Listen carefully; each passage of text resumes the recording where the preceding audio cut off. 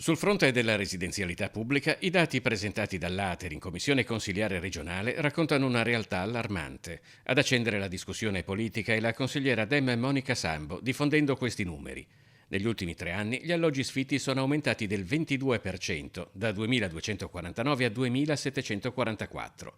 Le famiglie in graduatoria sono più che raddoppiate, da 1.200 a 2.500, mentre le assegnazioni sono calate del 74%, da 290 a 76 alloggi. Si tratta di un dato allarmante di fronte per di più a un'emergenza abitativa enorme. Sappiamo che solo nel comune di Venezia sono più di 2000 le famiglie che attendono una casa.